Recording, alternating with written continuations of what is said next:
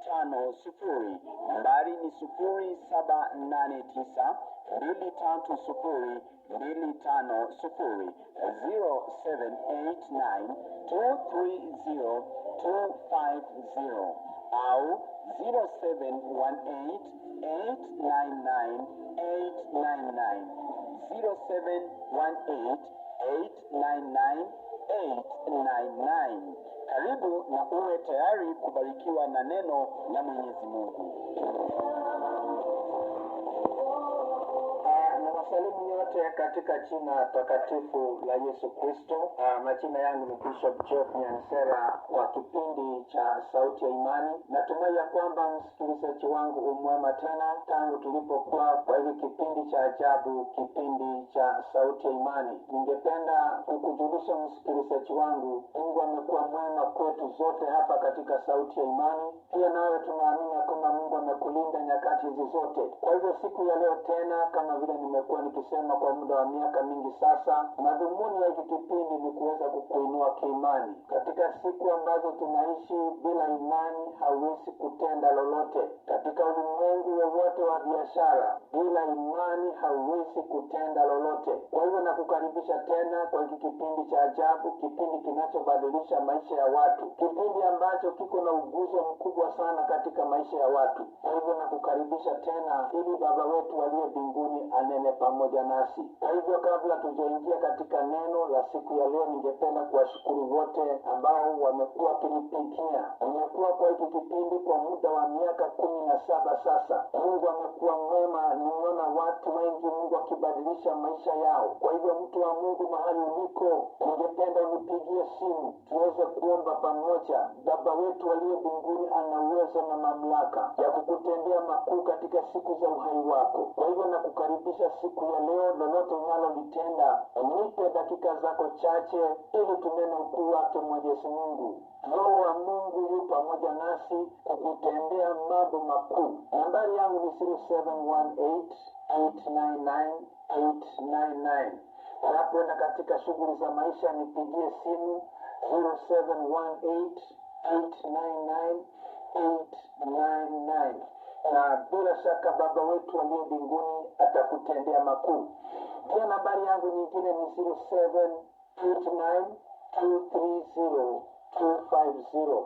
Zote hizo ni zangu, 0789 230 250. Kwa hivyo kabla tujaingia katika neno, nipigie simu, tutazungumza pamoja. Mungu tunaletwa kwako na huduma ya Abundant Life Worship Ministries na Durai 44. Unaweza kuwa area za Nairobi, Abaini, Ngomongo, Zimmerman, Kahawa West. Nipigie simu, chukua matatu namba 44 kutoka town, shuka hapo katika stage ya mafuta, na Baba wetu aliye mbinguni atakubariki. Wewe ni mgeni wangu. Ningependa tuombe ili tuweze kuingia katika maandiko matakatifu ya siku ya leo. Baba wetu uliye mbinguni, tunakushukuru. Asante kwa msikilizaji wangu, muonekee kwa njia kuu. Katika Kristo Yesu tumeomba. Msikilizaji wangu, siku ya leo ningependa tuone maandiko ya nguvu sana, maandiko ya baraka sana katika kitabu cha Joshua 5. Joshua 5 mstari wa 9. Maandiko yanasema, Bwana akamwambia Yoshua, leo nimeiondoa aibu ya Wamisri kutoka kwenu. Basi mahali pale pakaitwa Gilgali hadi leo. Jioni ya siku ya 14 ya mwezi, wakiwa kambini huko Gilgali katika tambarare ya Yeriko, Waisraeli wakaadhimisha Pasaka. Siku ya pili baada ya Pasaka, katika siku ile ile, wakala mazao ya nchi, mikate isiyotiwa chachu na nafaka za kukaanga, maana ilikoma siku iliyofuata. Baada ya Waisraeli kula chakula kilichotokana na katika nchi, hawakuwa na mana tena kwa ajili ya Waisraeli, ila mwaka huo walikula mazao ya nchi ya Kanani. Msikilizaji wangu, ningependa tunene haya maandiko ya nguvu sana, maandiko ya baraka sana. Unapoangalia haya maandiko, wana wa Israeli sasa miaka 40 imepita. Safari ndefu imepita, na hapa ndipo tumeona jambo la kushangaza. Mungu anamuongelesha Joshua na kumwambia jambo kuu sana. Sasa miaka 40 imepita, wamevuka mto wa Yordani. Sasa ni hao waingie katika nchi ya ahadi, na mbele yao uko na mji mkuu unaoitwa Jeriko. Na hapa maandiko yanasema Yoshua akawaita wana wa Israeli wote, kwa sababu sasa ni hatua moja ili waweze kuingia nchi ya ahadi. Biblia inasema jambo la kushangaza hapo, mstari wa 9, na ndipo ningependa tuangalie siku ya leo. Hapo ndipo Mungu alimwambia Joshua, akamwambia, leo nimeiondoa aibu ya Wamisri kutoka kwenu. Mtu wa Mungu, hapa ndipo ningependa tuone hayo maandiko. Mungu anasema, ninaenda kuwaondolea aibu ya Wamisri katikati yenu. Mtu wa Mungu, ningependa kunena nawe siku ya leo, kwa sababu Mungu ni Mungu na hajawahi kushindwa. Ni jambo gani hili ambalo Mungu anasema nitawaondolea? Hawa ni wale watoto waliozaliwa jangwani. Baba zao wote walikufa kule jangwani kwa sababu walimuasi Mwenyezi Mungu. Mtu wa Mungu, nisikize. Mungu akisema jambo amelisema. Na hapa tunaona wazazi wao wote wamekufa jangwani. Sasa ni vijana peke yao, na hawa vijana bado hawajatairiwa kulingana na maandiko. Na hapa ndipo maandiko yanasema kitu cha kushangaza. Mungu akamwambia Joshua, leo nimewaondolea aibu. Mtu wa Mungu, nataka kukunenea siku ya leo, baada ya sisi kumpokea Yesu Kristo na kumjua yeye kama mwokozi wa maisha yetu, ningependa ujue kitu kimoja.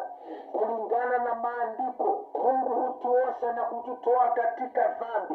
Na siku ya leo ningependa kunena na wewe juu ya hili jambo. Hii ni kusema namna gani? Aibu ni kitu gani? Aibu ni kitu ambacho hakistahili. Kwa sababu hapa tunaona Mungu anasema nitawaondolea aibu. Aibu ya kitu gani? Aibu ya kucheleweshwa, aibu ya shida. Hii ni sauti ambayo haitoki ndani ya fikra zako. Kila mtu ambaye ananisikiza siku ya leo, katika maisha yetu kuna mambo ya aibu ambayo yanatufuata. Wamekaa bila kutairiwa kwa muda wa miaka 40. Nisikize mtu wa Mungu, Mungu anajua kutuondolea aibu. Kwa hivyo siku ya leo, mtu wa Mungu mahali uliko, ningependa nikunenee siku ya leo. Shetani anapenda tuishi katika maisha ya aibu. Najua kuna mtu anayenisikiza siku ya leo. Mungu anaenda kukuondolea hiyo aibu imekaa katika maisha yako kwa muda mrefu. Pengine kuna jambo lilitendeka kwa maisha yako.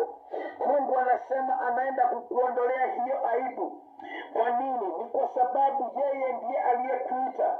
Kabla Waisraeli hawajaingia katika nchi ya ahadi, kitu cha kwanza Mungu aliwatendea ni kuwaondolea aibu. Na kutangazia mtu wa Mungu siku ya leo, Mungu anaenda kukuondolea aibu ambayo imekushikilia kwa miaka mingi. The reproach of bondage, aibu ya limitation, aibu katika mawazo yao bado yako na ule Umisri, lakini Mungu anaenda kuondolea mindset of slavery, mindset of fear, kwa sababu Mungu wetu anajua kutulinda mambo yaliyopita. Maana yake ni kusema anawaondolea aibu ya mambo yaliyopita, past failures, kushindwa kwa kale. Kuna aibu, kuna mambo ulijaribu kufanya ukashindwa, kuna jambo ulianzisha ukashindwa.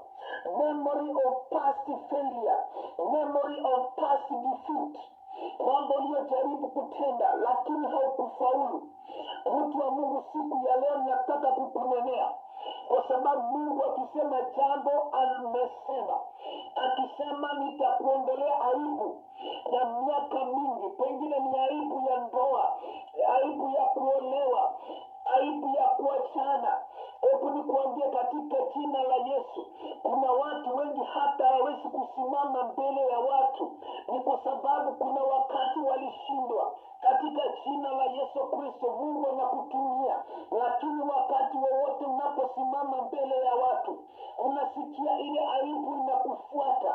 Kuna mama mmoja alikuwa na shida ya ndoa, akaachana na mume wake, lakini hangeweza kusimama hata kwa fellowship kusema Yesu ni Bwana, kwa sababu alisikia kila wakati ni kama ile aibu haimruhusu kusimama mbele ya watu.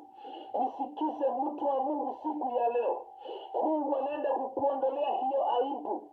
Kuna mambo umejaribu kufanya, challenges zilikupata ambazo zimewacha alama katika maisha yako, na kutangazia Mungu wetu aliye mbinguni anasema, nitakuondolea aibu ya miaka mingi ambayo imefuatana na wewe katika jina la Yesu Kristo. I know I'm talking to somebody. Nisikize mtu wa Mungu, ni kwa sababu tuko na Mungu ambaye hajawahi kushindwa. Mungu anaenda kukuondolea hiyo aibu ambayo imekaa juu ya fikra zako, imekaa juu ya moyo wako. Haujui jambo hili litaondoka namna gani. Nisikize mtu wa Mungu, kuna hata watu kwa sababu kuna jambo la maisha yao ambalo halikuenda sawa sawa, kwa miaka mingi wanasikia aibu. Nisikize mtu wa Mungu, hata watoto wengi baada ya kuanguka mtihani, wengine hawawezi kutoka nje kukutana na wale waliokuwa wanajuana. Hebu nisikize mtu wa Mungu, Mungu anaenda kukuondolea hiyo aibu. Mungu atakubadilishia jina. He is going to change your identity, kwa sababu yeye ni Mungu. Anaenda kurejesha maisha ambayo yamekuwa ni kama yamepotea. He is going to break every record of shame. Nisikize mtu wa Mungu, every record of shame is going to be destroyed. Kwa hivyo mtu wa Mungu nisikize, kabla hawajaingia nchi ya ahadi, Mungu akawaondolea aibu. Nisikize mtu wa Mungu, God is preparing you for something great. Kuna jambo kuu linakuja katika maisha yako, na kabla Mungu hajakutendea lile, anaenda kukuondolea hiyo aibu. Mungu anaenda kukuinua katika maisha. Nisikize mtu wa Mungu, God is preparing you because of the promises that he has kept for you, lakini anataka kukuondolea hii aibu. Kwa hivyo siku ya leo katika jina la Yesu, na kutangazia mtu wa Mungu mahali uliko, aibu ya watoto, aibu ya kupoteza biashara, aibu aina zozote, ukajaribu haya, umejaribu haya, aibu ni kama ndio order of life. I tell you in Jesus mighty name, kuna Mungu aliye mbinguni ambaye anaenda kukuondolea aibu. Joshua akasimama na kuambia siku ya leo, Mungu anaenda kutuondolea aibu. Kwa hivyo natangaza kwa maisha yako, eti ya kwamba kila aibu ambayo imekufuata katika familia zenu, aibu pengine kwenu mkiolewa mnafukuzwa, aibu ambao pengine nyinyi hamjawahi kufika university, aibu ambayo imefuata jamii yenu, aibu ambayo inafuata nyumba ya mama yenu, aibu ambayo inafuata maisha yako, na kutangazia katika jina la Yesu, Mungu anaenda kukuondolea hiyo aibu. Aibu pengine hampati watoto, ukipata watoto pengine hawako sawa, aibu ya kutokuwa na kufaulu, kazi za mikono yenu ni kama haifaulu, na kutangazia siku ya leo katika jina la Yesu, Mungu anaenda kukuondolea aibu, kama vile alitangazia wana wa Israeli, kuanzia leo nitawaondolea aibu ya Kimisri, aibu ya kuchelewa mambo, aibu ya mambo ambayo huanzisha naye hafaulu, unaanza lakini hufiki mwisho. Katika jina la Yesu, aibu yako Mungu anasema ameiondoa. Hebu nisikize mtu wa Mungu, maandiko yanasema siku hiyo wakati aibu iliondolewa, ndio walikuwa na Pasaka ya kwanza. Baada ya Pasaka ya kwanza wakala chakula kilichokaangwa. Baada ya aibu yao kuondolewa, maandiko yanasema mana waliokula kwa miaka mingi, mana yaliyokuwa yakitoka mbinguni tangu siku hiyo wakati ya aibu iliondolewa, maandiko yanasema hawakula mana tena, wakaanza kula chakula cha nchi. Mtu wa Mungu nisikize, aibu inaenda kuondolewa. kwa sababu Mungu anakuanzishia ukurasa mpya. Na hapa ndipo ningependa kunena na wewe.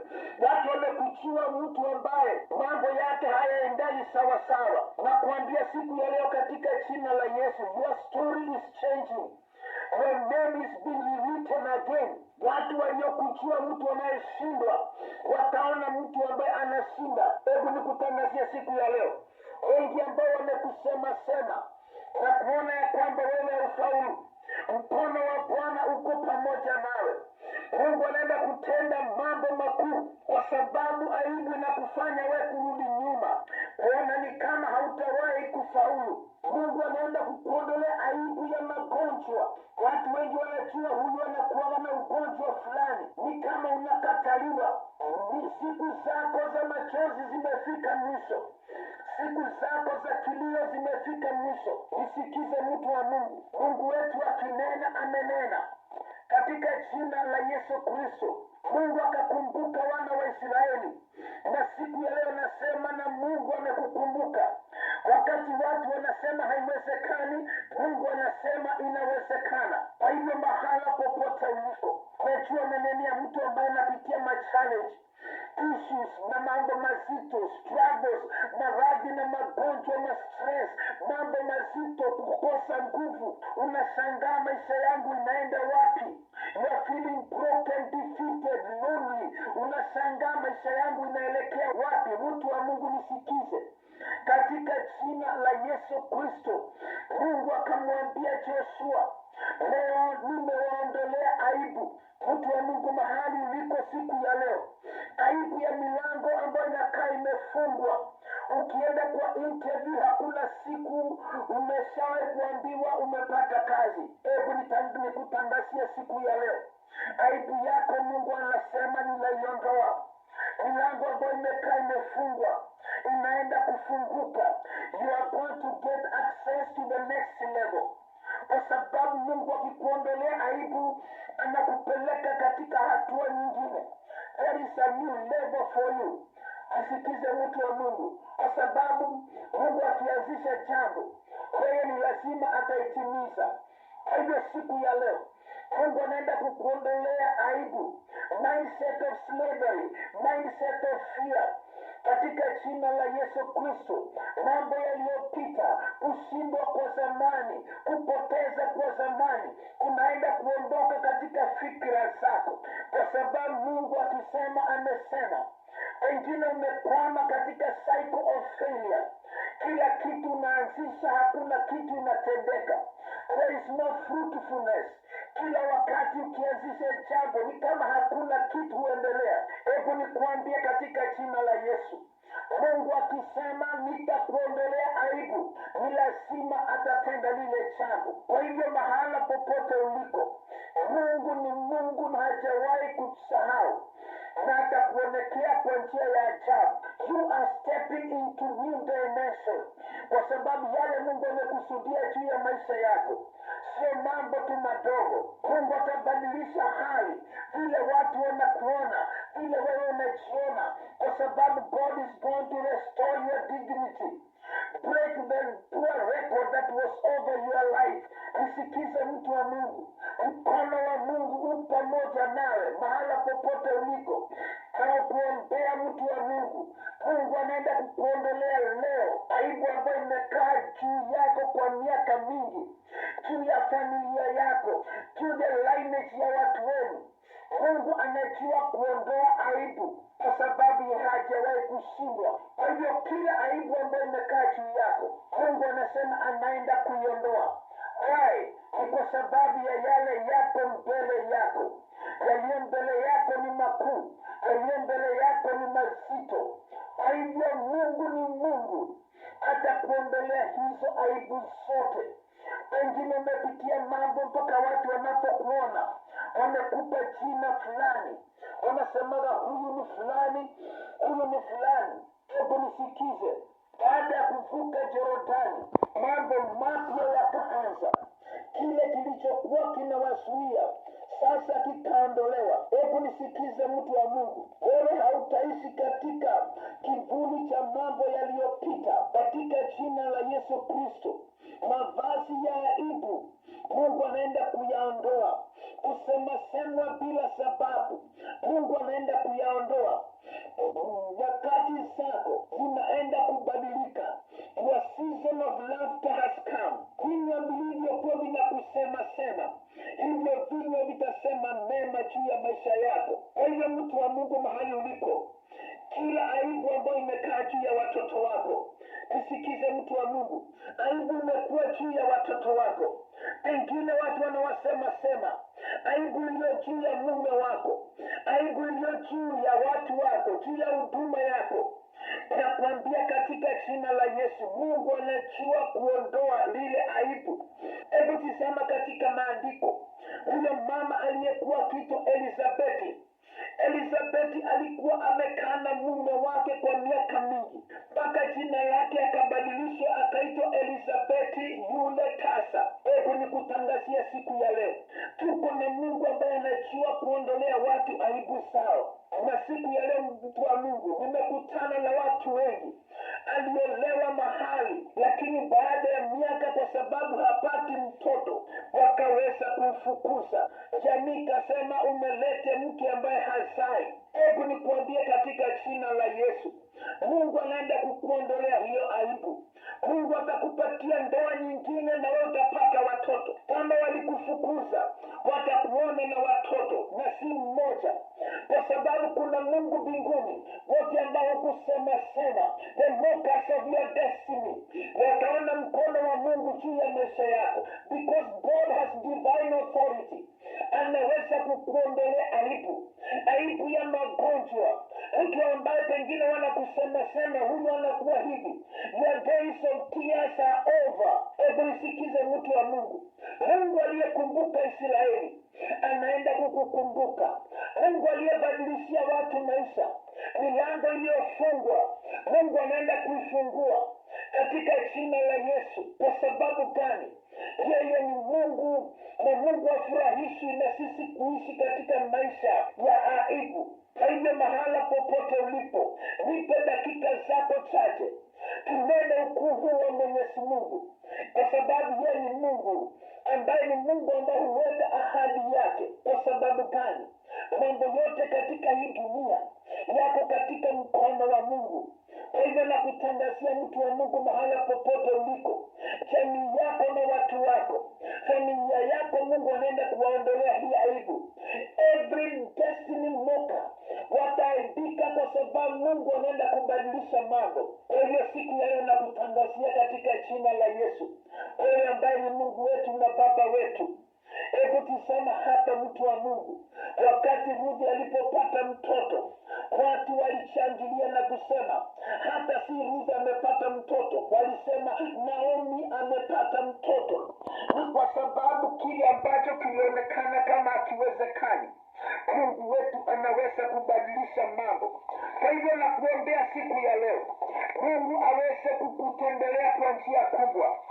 Nakuombea siku ya leo, wewe ambaye unapitia kukataliwa, maisha mazito, mauchungu, kukataliwa, mtu wa Mungu nisikize, kuishi na madeni, kuishi na magonjwa, I declare by the power of the Holy Spirit, eti ya kwamba Mungu wa ahadi anayejua kuondoa aibu na aweze kukutembelea katika jina la Yesu.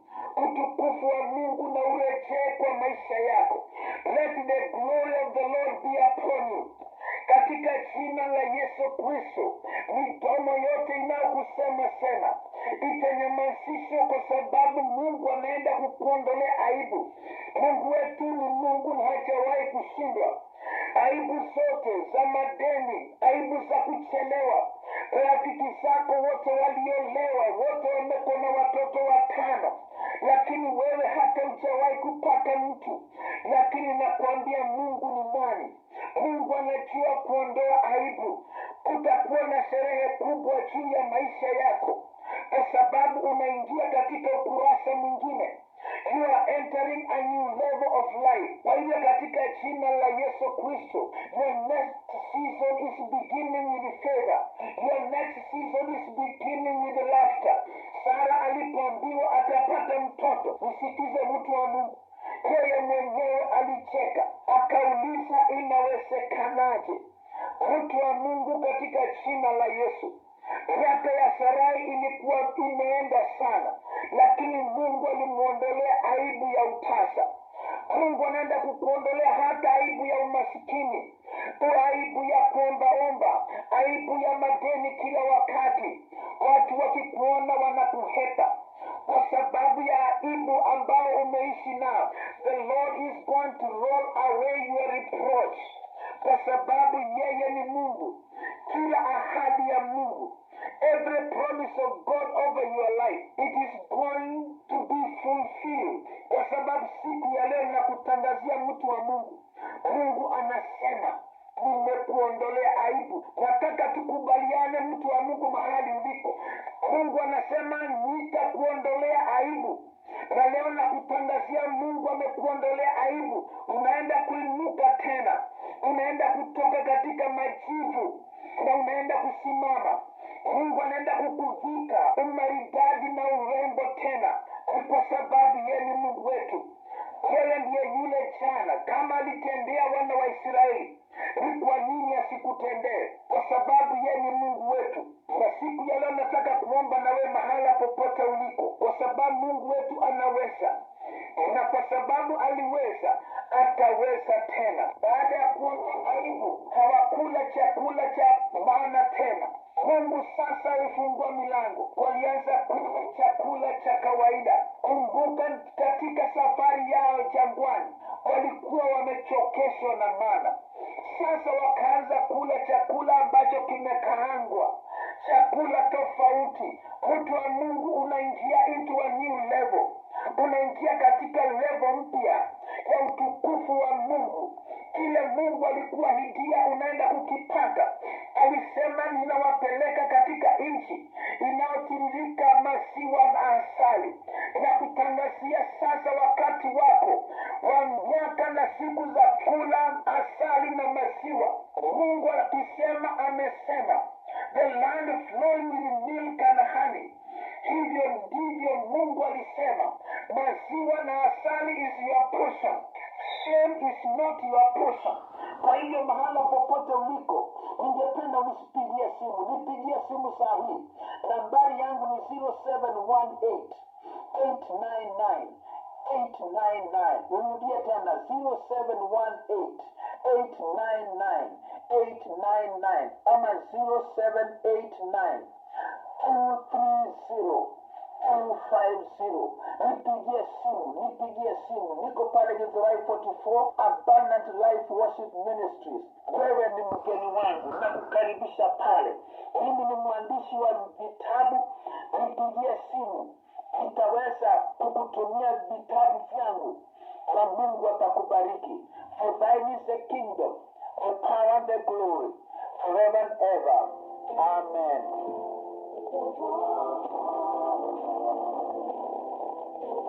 Msikilizaji, bila shaka umebarikiwa na kipindi kwa siku ya leo. Ikiwa una maswali, unahitaji maombi au kusimama na kipindi hiki, unaweza kuwasiliana nasi kupitia 0789 230 250. Nambari ni 0789 230 250 au 0718 899 899. Nambari ni 0718 899 899. Pia unakaribisha kushiriki nasi Abundant Life Worship Ministries Githurai 44. Ibada zetu ni kama ifuatavyo. Jumapili, ibada ya kwanza ya Bible Study ni saa 2 asubuhi hadi saa 3 asubuhi. Ibada ya pili ni saa 3 asubuhi hadi saa 5 asubuhi. Na ibada ya tatu ni saa 5 asubuhi hadi saa 7. Ungana nasi Jumamosi ijayo kwa kipindi Sauti ya Imani saa 3:30 hadi saa 4 kamili.